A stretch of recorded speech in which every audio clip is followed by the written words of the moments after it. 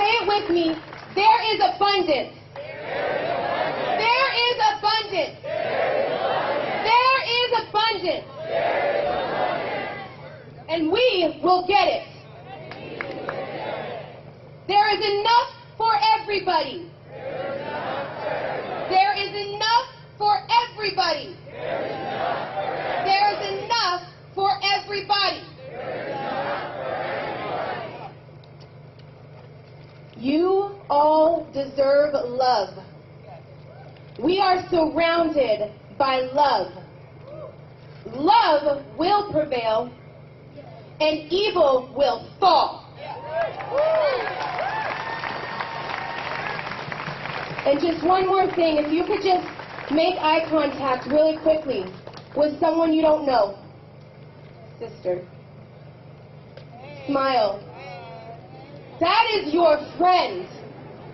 We have community, and they cannot break this community.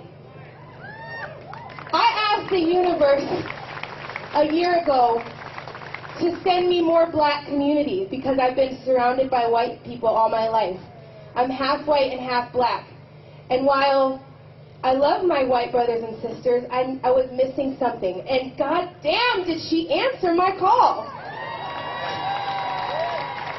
I've met more beautiful, powerful, educated, intelligent, amazing black people in this last 4 months than I even knew was in this damn city. And there's more that aren't even here today.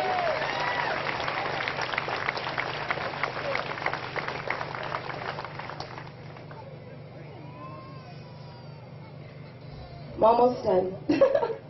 So we must remember that as we continue to fight for these changes, that what is driving this movement is pure love in your heart. If you did not have love in your heart for your fellow human, you would not be here. The KKK can't say that at their meetings. They can't trust each other. The Proud Boys cannot look to the person next to them and say, I love you, and I will fight for you, because you deserve a future. You deserve a peaceful future. That what will win this fight. That is what will propel this movement into the next generation.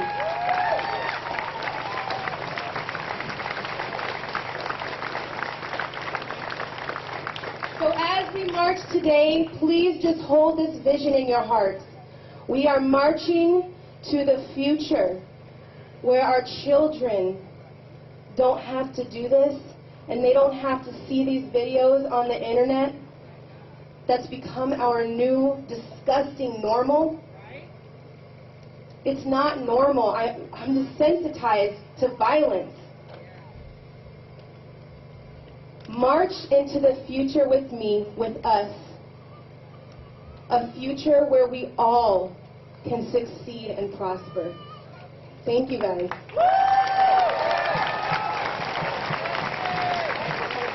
So I organize some family-friendly marches every so often, and if you guys want to bring your children, we love to center the youth voices. I have a Facebook page called Community Creating Unity, PDX, on Facebook and Instagram. Please send your children. Let's all bring the children together so they can witness and experience this and learn how they stand up for themselves and say enough is enough. Thank you so much. That was beautiful. So next up is a young lady I met when I first started this. I asked some people if they want to help out to show up at a certain place where we're meeting, and she was one of the ladies who showed up. And after listening to her, I knew she was right for our team. So I'm not going to keep blabbling, but we're going to ask Amaya. Are you here? Yeah, here she goes. Come on up here.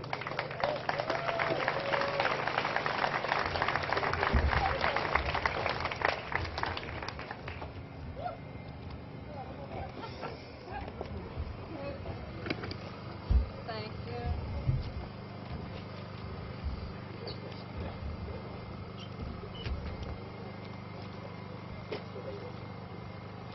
How y'all doing? That was a little weak. How y'all doing? What's up? Hey. All right. So I know we all glad it ain't 100 degrees right now, because it was supposed to be real hot today. Because marching in extreme heat can be a lot. But we ain't here to talk about the weather right now. We're here to talk about education for our children, black children, BIPOC children. Because overall, it's unfortunate, but their schools are neglected because they don't have the needs or the resources that they need to succeed. And that's why we're here at King Elementary. Now, I just want to give some statistics because a lot of people don't know, like, the true statistics about things, and we say things blindly. In 2018, Oregon overall had the 8th worst education system in this country. And also in 2019, they had the 4th lowest graduation rate in the country at 74%. Yeah, that's high, but over in Massachusetts, it's like 97%. And then Portland alone is 53%. Only 53% of students are graduating. That is terrible. And all that, the state test, only 22% of students are proficient in math. Like, listen to these statistics, because that should not be the case. And Native Americans, their graduation rate is only 56%. And they are economically disadvantaged now at 75%, when just 2 years ago it was 69%. Meaning kids aren't confident and not focused, since they might not be able to get food in the morning. Or when they go to bed at night or before dinner. Finances are also so bad to the point that people from the community and parents have to tutor their kids because they don't have the money to hire tutors. They don't have the money to get after-school help. It's wrong. And there's a problem at the end of the day. It is affecting the BIPOC individuals the most. Now, a school here in Portland, Mount Tabor Middle School, and Mountain View in Vancouver have been primary focuses. Why is that? Because it was stated that the black kids are failing at Mount Tabor and the Latinx kids are failing at Mountain View. So the schools failing are with primarily BIPOC individuals. But the schools thriving in Portland are Lake No Negro High, Clackamas High, Forest Hills, which is also in Lake Negro, and the International School of Beaverton. Super bougie schools that have money. Parents got money that they can spend themselves to help their kids get this education. Oh, it is. It's some shit.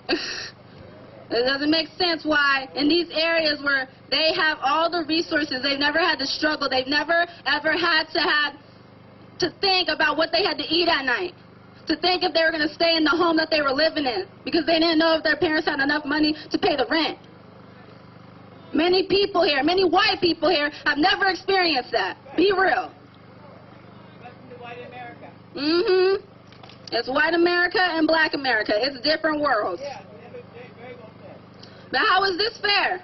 How are we constantly pouring money into schools that have money?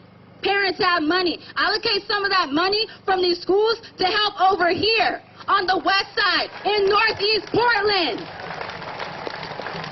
Come here where you've been gentrifying this place and people have been pushed out and they got moved to freaking Gresham. Is that fair? No, it ain't fair. No, it's not.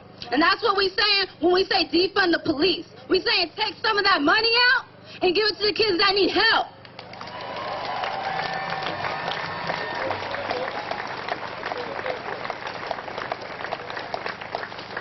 Kids, they can't seem to get ahead over here because life is never fair to them. No. Okay, is life fair? No. But it's damn sure ain't fair when you see privileged, upper middle class white kids get all the resources while black kids who have parents that work multiple jobs and are trying their hardest to make sure their children get ahead in life But sadly, they go to schools that are underfunded and overcrowded and are behind in learning.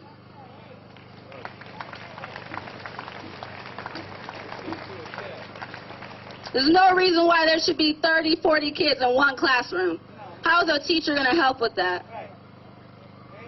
So if you were for BLM, if you were for BIPOC people, if you are here for our success, then help. For the bougie white folks, allocate some of your money over here. Talk about it. We got to talk about it. We got to get real. Okay, we got to do this together. And that's just not money. We got to send emails. We got to write letters. We got to start petitions. We got to go to City Hall. And we need to talk to political leaders who can help and give us the leverage we need. Forget about this clout shit. Are we actually helping, or is it just for attention? So protesting is great, but we got to plan and make real changes, because this is talk. So we have to remember to walk that walk every day. Yeah. And remember this, say this, Black Lives Matter. Black Lives Matter. Black Lives Matter. Black Lives Matter. Black Lives Matter. Thank you.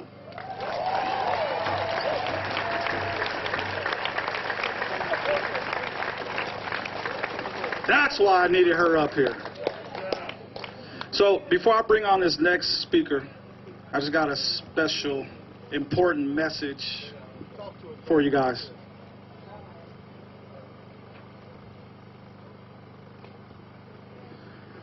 Know your rights, know your risk. The right to protest is a fundamental human right guaranteed by the U.S. Constitution and the First Amendment. If you get stopped by the police, ask if you're free to go. If they say yes, calmly walk away. If the police main job during a peaceful protest is to protect your right to protest and to de-escalate any threat of violence.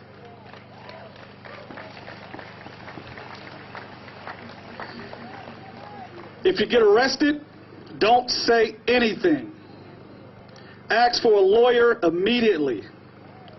Don't sign anything, don't say anything, and don't agree to without a lawyer present. Demand your right to a local phone call. If you call a lawyer, the police are not allowed to listen. If you call anyone else, they are likely to listen.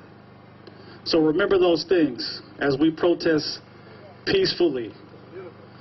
Peacefully. Peacefully. Peacefully. Peacefully. Come on. Peacefully. Peacefully. Thank you. So, my next speaker that's coming up, I've been knowing this guy all my life.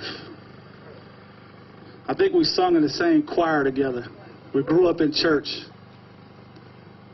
Come on up here, Sam. The whole city already knows who he is.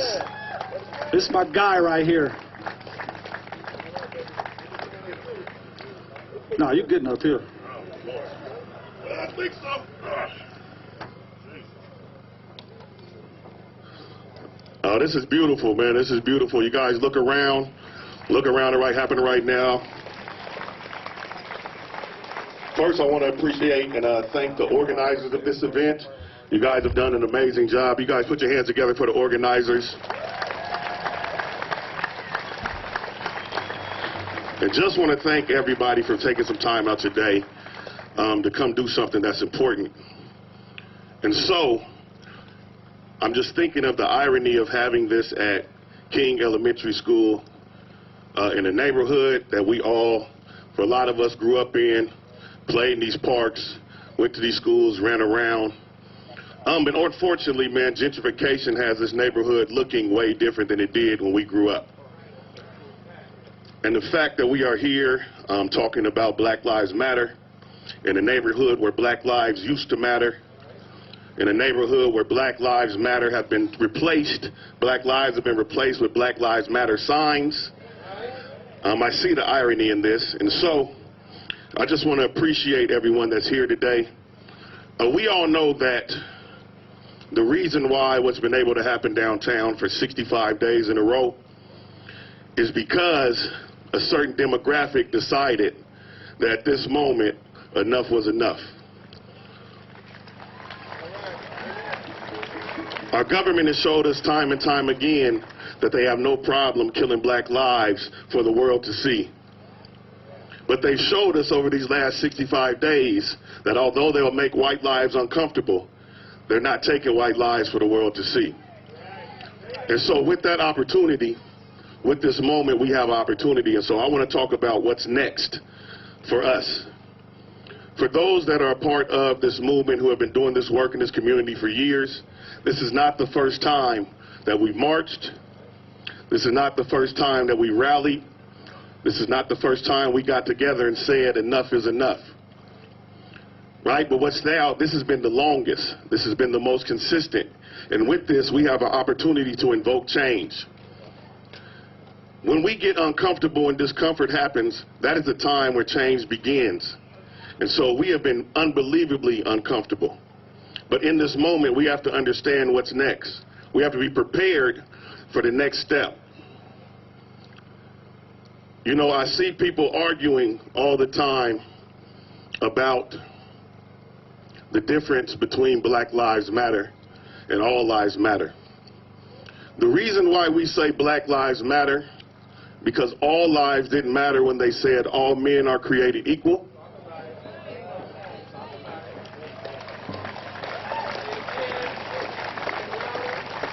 I'm going to say that one more time for you guys. Black lives did not matter when they said all men are created equal. We say Black Lives Matter because Black lives did not matter when they said liberty and justice for all. We understand that over the last 400 years, we've been doing one thing, fighting for an opportunity for it to be fair. I think we get caught up a lot of times in talking about equality, and equality means giving everybody the same thing. And what we are searching for is not equality, we are looking for equity. We want things to be equitable. And for those who do not understand what equity means, that means that we all have the right for things to be impartial and to be fair. How difficult is that? That we spent 400 years fighting for the opportunity for things to be impartial and things to be fair. So as we take this step into this change, we are in the middle of something that is going to go into the history books. We are in a moment that is an equivalent of 3 of the most life-altering experiences in the last 100 years. We are going through the equivalent of the Spanish flu, a pandemic. We are going through the equivalent of the Great Depression. We are going through the equivalent of the Civil Rights Movement, all at one time. So what we have the opportunity to do is rewrite the history books. The history that we will teach to our children and our children's children is the history that we create. And a lot of times I understand that to get change is tough. And for years and years we've marched, we've chanted, we've asked, we wanted a seat at the table. And so what we have to understand is to deal with a certain dynamic and a certain group of people, it's only one way that some people are going to listen. And so at times, chaos has to be created. At times, money has to be circulated.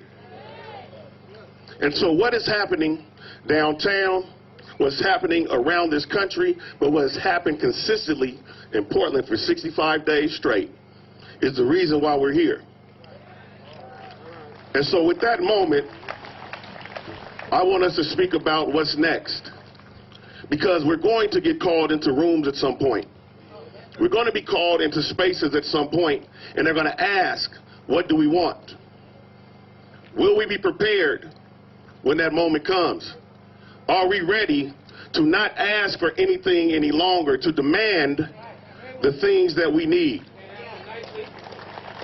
We've asked nicely over and over and over and over and over and over again, and the asking is done.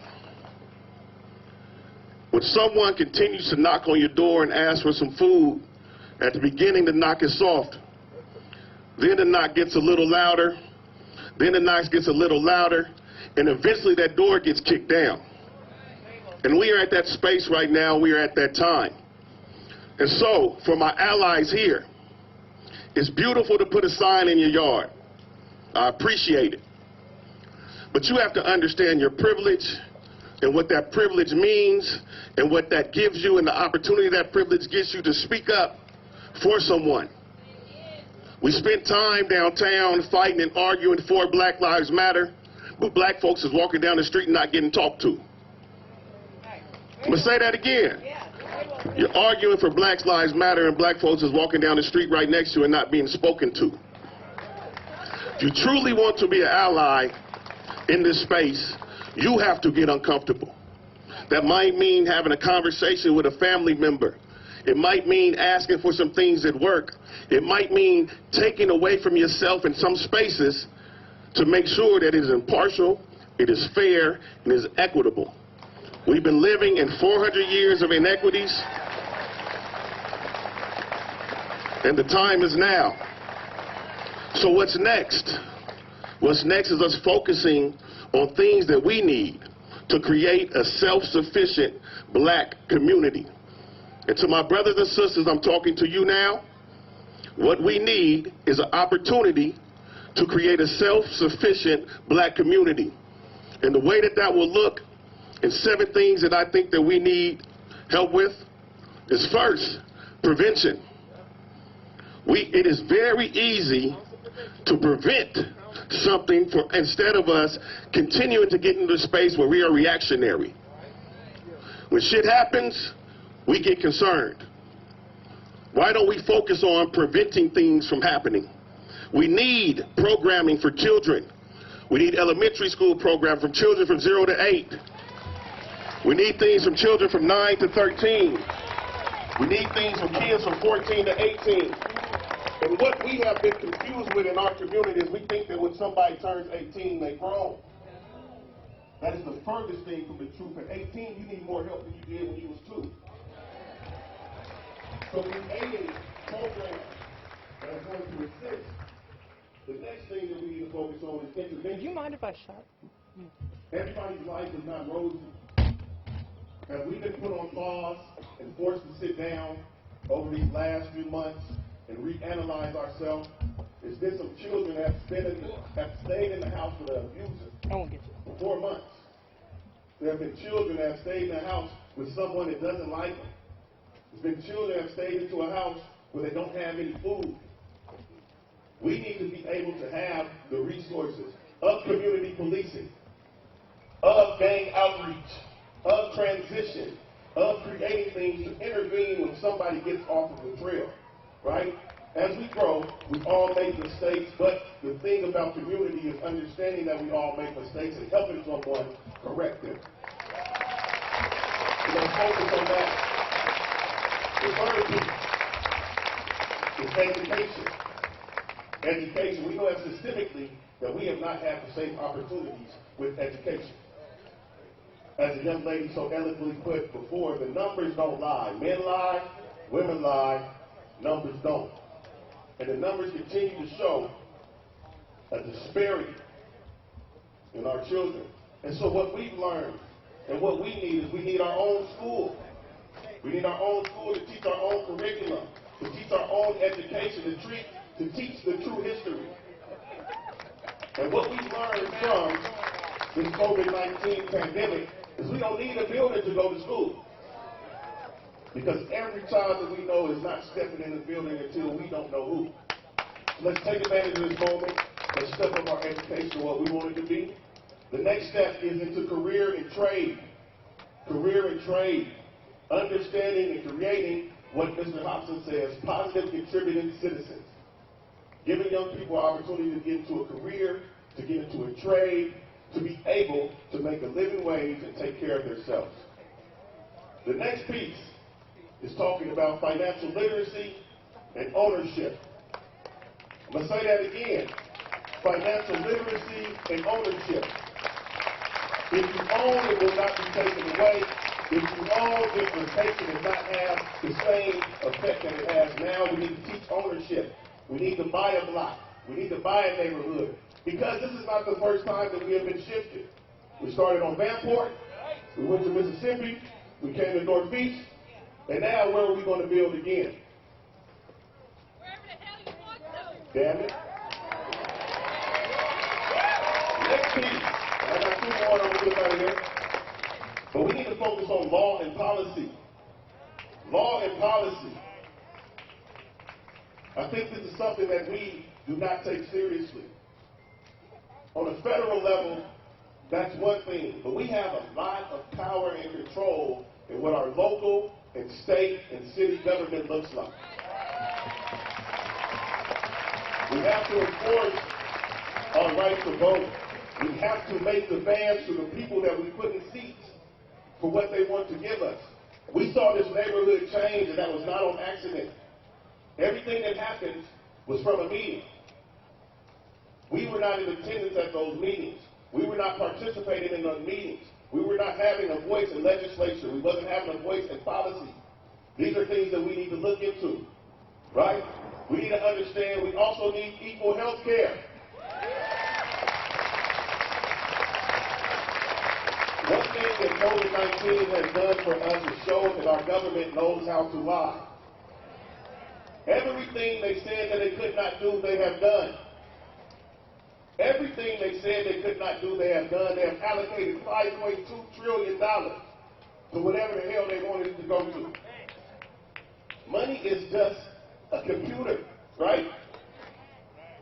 They showed that we can have free health care. They showed that we can have free education. They showed that we can have loan forgiveness. People don't have to if they get put in a situation. They showed that you don't got to pay the rent. You don't got to go to work. They have a lot of things, right? And now we're not going to go to that level, but they have a lot of things that they can do that they said they couldn't do. And lastly,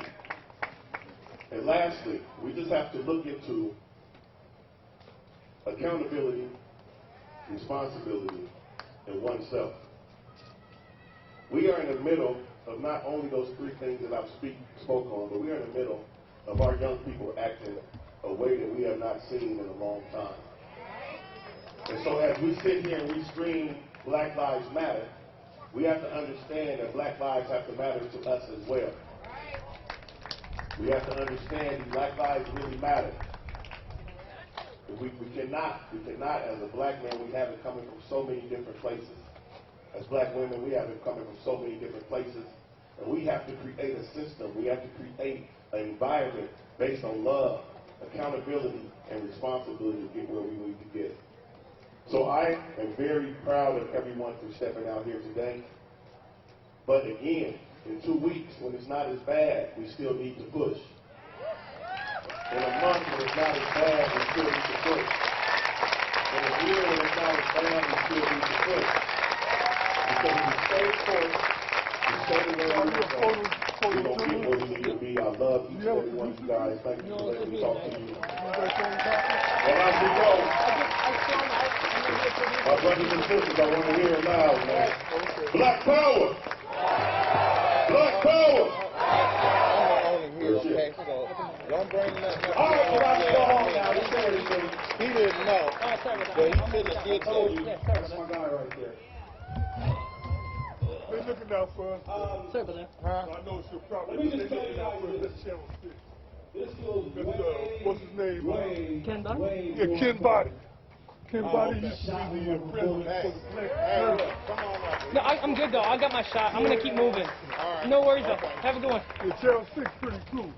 Grenades, not the real Well, I used to be a journalist. I was in the Black Journalist Trust me. organization years ago with Ken all of Body. the above. Yeah. I've been downtown every night since the Yeah, he's a beginning. legend for real. Since the beginning. Well, I wasn't there the night they were losing. So don't put me in that crowd. But I was there the night after that. And I just want to say this feels way better. I'm not choking. I don't have to wear a gas mask. This feels a whole lot better. All right, I'm gonna quit rambling.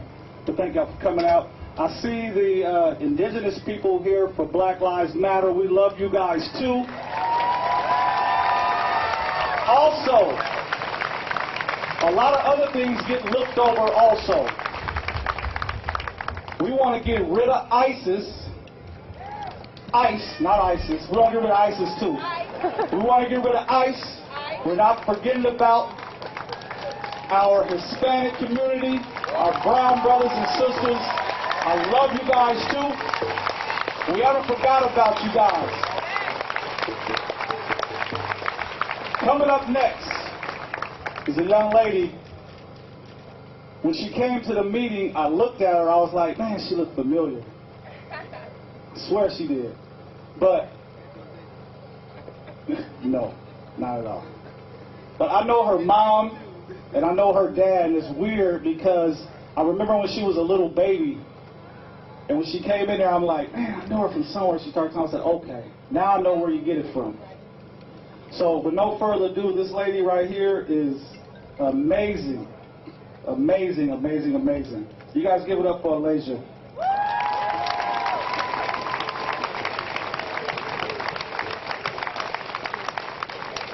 How's it going, y'all?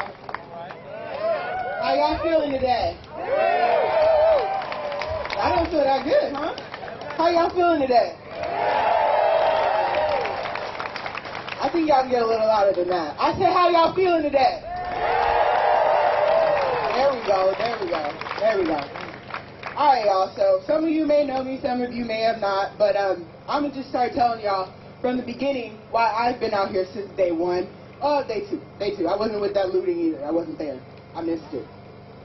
But I was on my way to Target at Jansen Beach.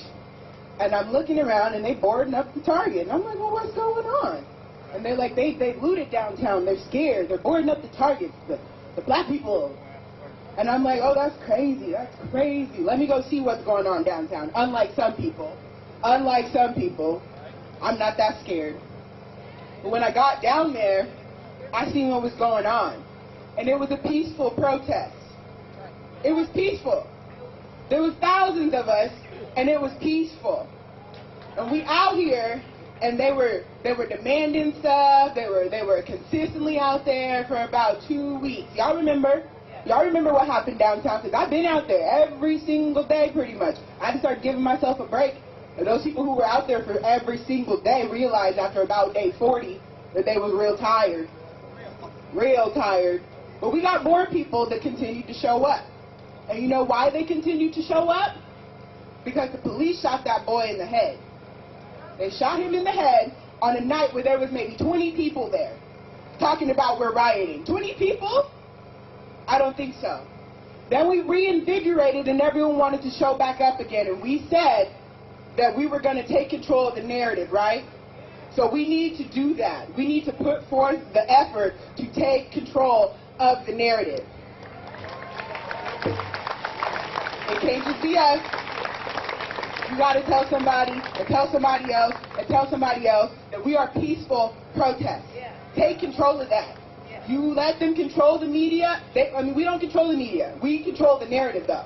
They can say what they want to. But if we continue telling them that this is a peaceful protest, one, it's going to make our message a lot stronger. But also, I noticed that the protests, at least here in Portland, have started to become about, oh, cops are bastards. I can't stand hearing that shit. Because, yes, there may be some bad cops the same way that they think there's some bad protesters out there, right? They can understand that. But we aren't here to just fight the cops. I need y'all to understand that. I need my white brothers and sisters to understand that. This fight is not just against the cops. So if you are out there spreading that narrative, first and foremost, cut it out. First and foremost. Y'all are stealing our narrative. And it is not just about how we are fighting for justice reform. Not all cops are bastards, but justice reform. we are also fighting for education.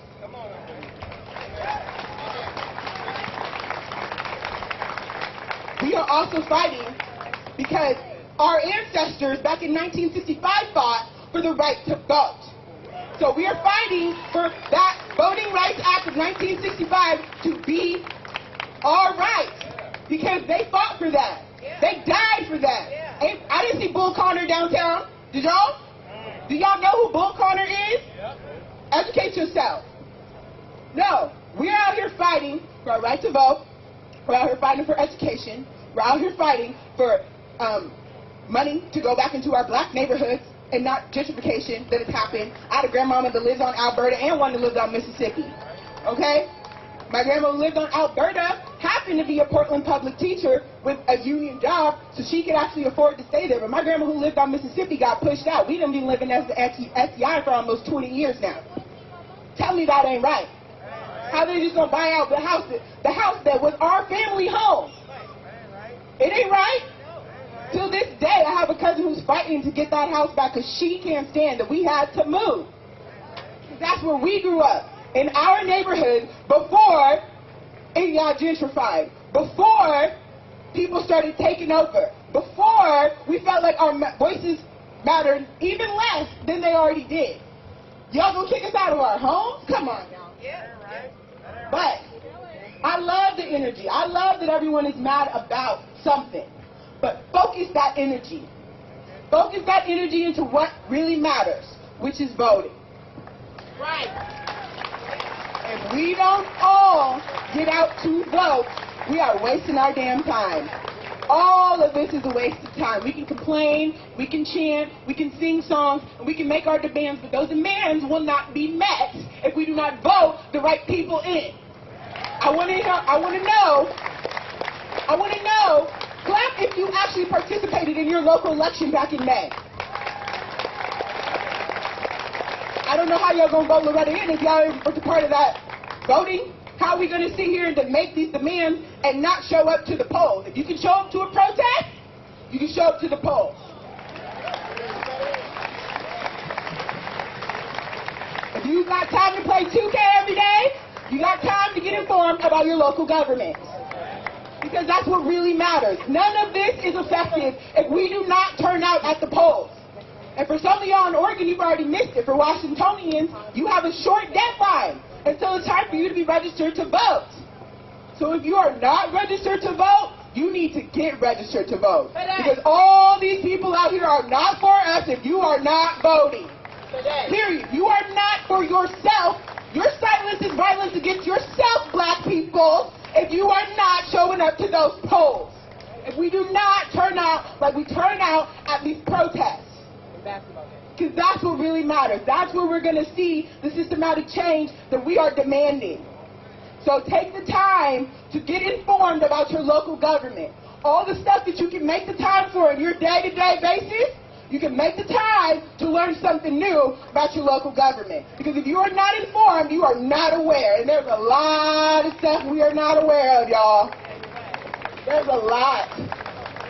Me, myself, when I gave my first speech, maybe 2 months back, the guy who happened to be in the crowd was the chairman of the 49th District of Democratic Policy in Vancouver, where I live now, because we got pushed out, but where I live, and he asked me to join the Board of Executives. That day, I got involved in my local government because I took the time to actually know a bit of information, spread that information. Somebody saw me who knew something that he could help me out with and asked me to come join. That's how it works. That's how simple it can be if you just take the time. Ask the questions. You do not care about this if you do not show up in November. I'm telling y'all that because that's what matters. That's how we see the change. There's someone in your neighborhood that you don't like. There's a cop that's consistently trolling your neighborhood. There are ways for you to figure out who that cop is. There are ways for you to start getting informed and let your voice be heard so that you can get suggestions as to what you think should be done in your neighborhood. There are ways for you to run to be a precinct community officer in your neighborhood, but you're not aware because you do not ask the right questions. So we need to start making ourselves more aware. Because if you ain't asking the right questions, then we all wasting our time. this is just fun and games. This is just something to do because we're supposed to be on lockdown. No. And since we are supposed to be on lockdown, if you are sitting in the house every day and you are unemployed, there is absolutely no excuse.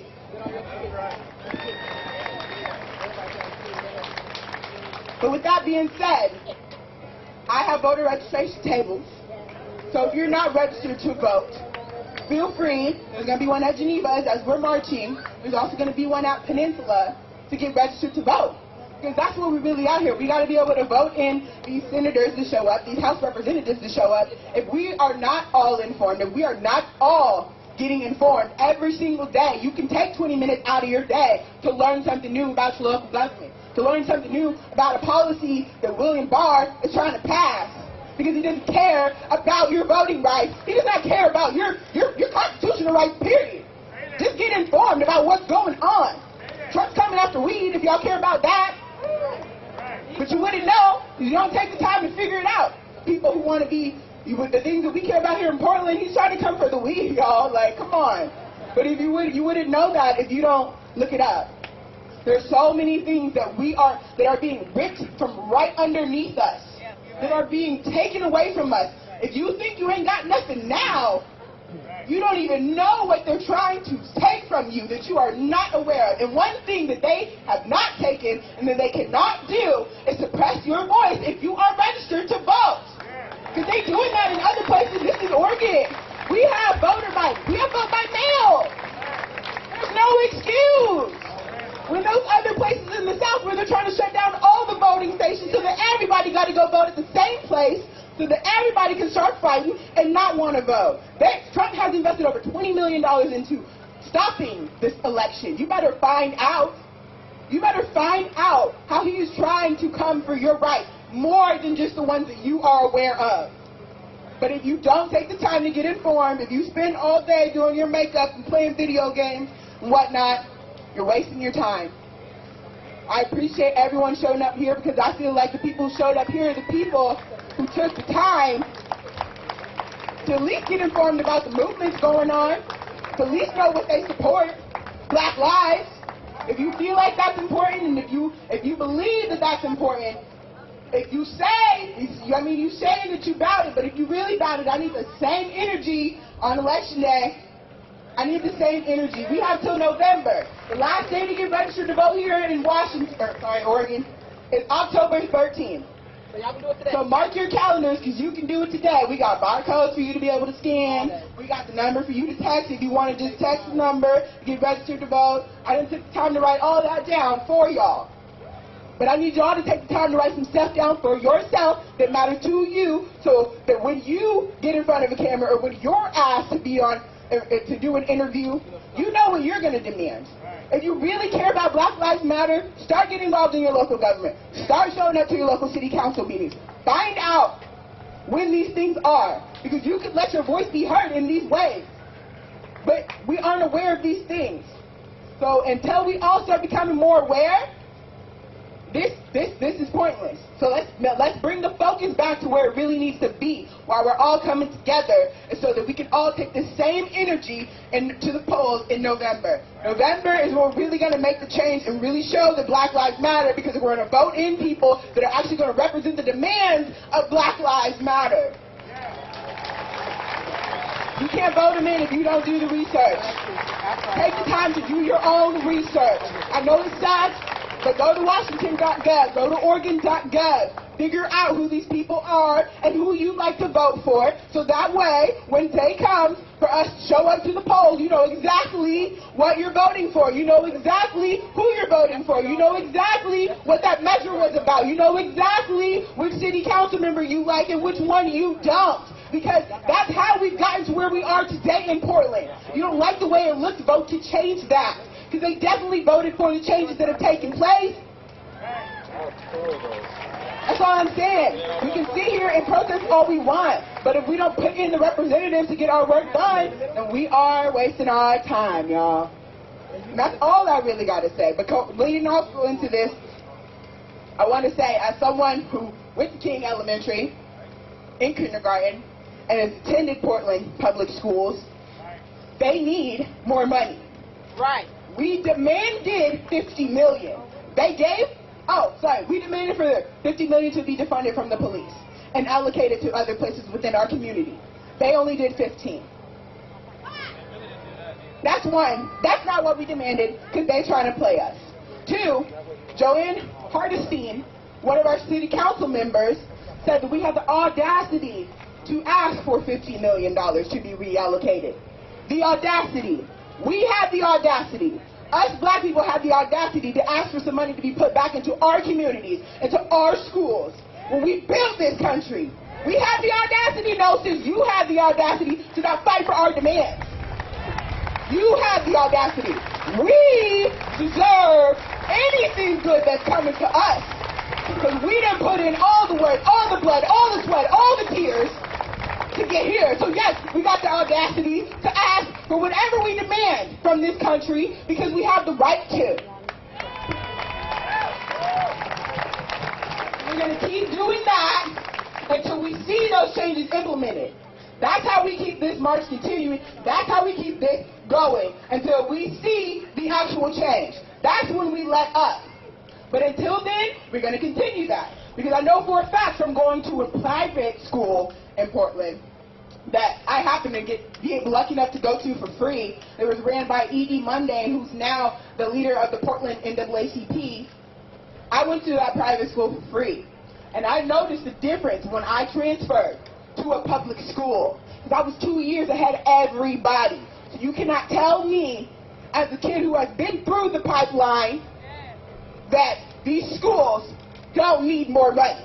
You cannot tell me, as I found out things in college that I felt like they should have taught me in middle school. Revisionist history that they taught me in elementary school.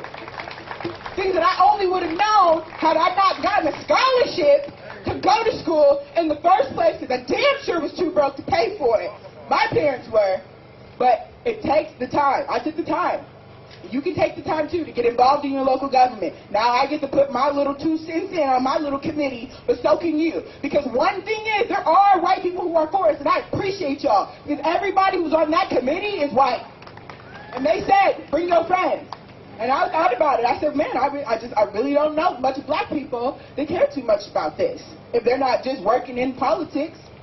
So I need all of us to start taking the time to do our research, to put in our voice. It can't just be me in the boardrooms. We all need to be in the boardrooms, in the courtrooms, in these places where they're making decisions for us without us. Y'all want to sit there and complain, but we are not in the room. I'm the only black person in that room. Anything Black Lives Matter, they look at me. I don't speak for all of us. I don't have the same experiences as every single one of you. So, as the white people, I would just say, if you are a white ally, I encourage you. Yes, I'm glad that you guys are down with it, but I encourage you to start putting more information about local government on your signs so that you can spread that information to your brothers and sisters. Because I'm telling you that as someone who knows. I know we don't care about this stuff, but we have to start.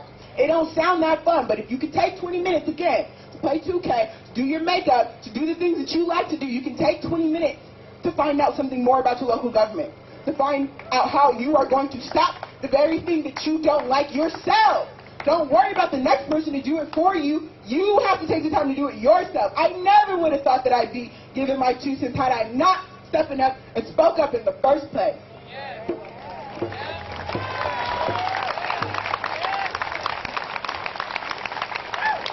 Black lives matter. Black kids matter.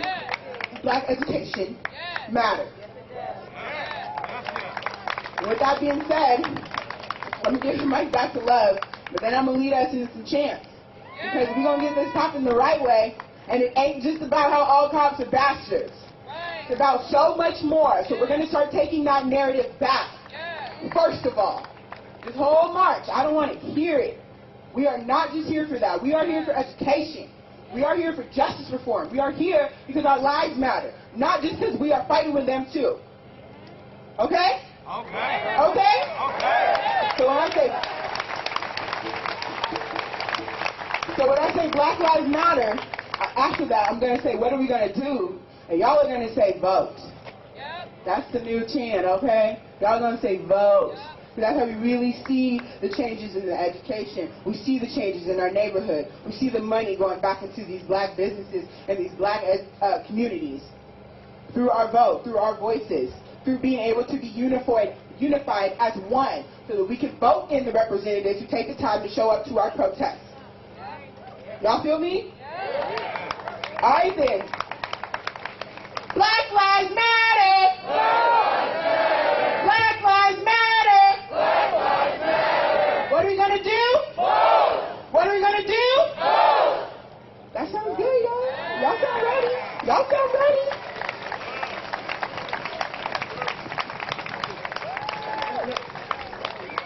Y'all give her another hand. You know what? We got a couple more speakers and we're going to get on this walk. But I want to say, it damn sure feels good to see these young black women and young black men that knows what they're talking about, not seeing them on TV twerking, not seeing them on TV shooting each other. You know? Like, that is not all us. So I'm glad I can.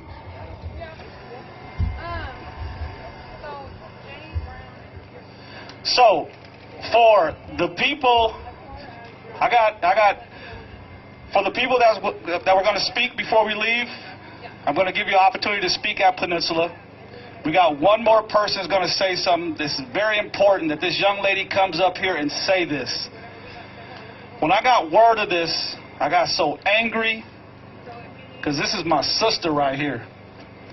We didn't come from the same mom or dad, but this is my ace boom coon. Come on up here, Kiki. This is the one who put Ted Wheeler in his place on national TV. So I was there when she told him, Ted, if you don't do what we're asking, you know me, I'm Kiki. I'm going to come knock on your door because I know where you live. She told that man that on the news. So we're gonna listen to her and we're gonna get going and we're gonna tear these streets up. Not literally, but vocally and with our feet. All right. So, first of all, if you can hear me in the back, say Black Education Matters. Okay, I just want to make sure y'all hear me. I already got a loud voice. So I'm not going to talk a lot because I'm ready to march. And I know y'all ready to march. Y'all ready to march? All right. So as Love said, I've been downtown. I talked to Ted Wheeler a couple of times. But this last time, I really talked about the school-to-prison pipeline. As you guys know, that's the #1 funded system right now, not here in just Oregon, but in the United States. Once kids do not get an education, they are 3 times higher to be in the justice system. Due to there being no school right now, are we noticing a lot of crime? Right. That's because these kids aren't getting educated. So now it is your responsibility to educate these kids. Now, that's what I've been talking about, and for some reason, some people don't like it, but guess what? I'm not going to stop talking about it. But what I want to do is give you guys some energy, give you some motivation, so that when you guys are marching, you're not quiet. When you are marching, that you're actually feeling and understanding what me, as an African-American person, wake up every morning. If you are a black person, raise your hand. Our skin tone don't come off. We wake up like this, we go to sleep like this, we eat like this, we go to the bathroom like this. This is us. Okay? For all those that think there is no racism, let me show you that there is. Now, I know there's kids out here, so I'm going to just apologize ahead of time, but I'm literally going to read this word for word, okay? I was downtown, I spoke about the school-to-prison pipeline, and literally 3 days later, this is what came to my house. Dear nigger, I saw your nigger... I'm going to start over, the B. Dear nigger, I saw your nigger ass on KGW wanting niggers to have their own education system. LMAO. You niggers can't even wipe your ass, and now you want to run the schools? Dream on. You stupid niggers, never gonna happen. Reparation never happened either. Ha ha ha. You niggers deserve nothing. I love it when the cops kill goddamn niggers. Niggers' lives don't matter. I know exactly where you live too, nigger. I plan coming to your house and blowing your fucking head off. with my AR-15, LMAO. Don't cry or call the defunding Portland police or that white man Ted Wheeler, or else you'll pay. Once again, I wake up like this, I go to sleep like this, I eat like this. I will never stop talking until my black people have exactly what we deserve. So if you are with me, when we are walking down MLK going to Peninsula Park, I need you to be loud and saying, Black Lives Matter, Black education matters, and this is going to stop today. When is it going to stop? All of you guys out here are changed, and just imagine if we connect with one person exactly how big of this change can happen here in Portland, Oregon. So when we walk, y'all think about this letter, because it ain't about just me. They're talking about every black person that's out here talking. So for example, Sam, Amaya, Alasia, Love, every single black person that is downtown on the front line, every single black person that is speaking for Black Lives Matter, that's what this letter is about. And guess what? I'm not going to be quiet, so I expect y'all not to be quiet. Black Lives Matter?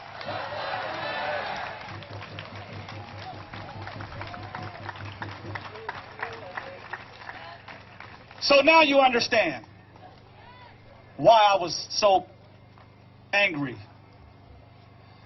Because they're attacking, first of all, he, she, or whoever it was, is attacking a woman. That's not cool. I'd rather for them to say it to my face, which they're not going to do. They're going to hide behind their pen. They're going to hide behind their phone. They're going to hide behind their computer and send death threats. When I saw that letter, I wasn't born then, but it took me back to the 50s and 60s with the threats. But I want her to know she good. We got her back. My brother Jelani and his people got her back. So she don't have to worry about nothing. So with further ado, this is the last speaker we're going to get out of here. The Honorable Miss Loretta Smith.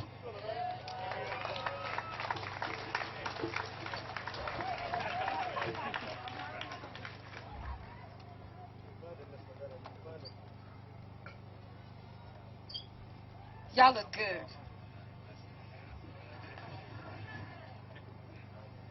Did you hear me? I said y'all look good. My name's Loretta Smith, and I want to thank the young sis for calling me out. Yes, I'm running for Portland City Council, so I want to hear you call my name. Can you say, Loretta Smith?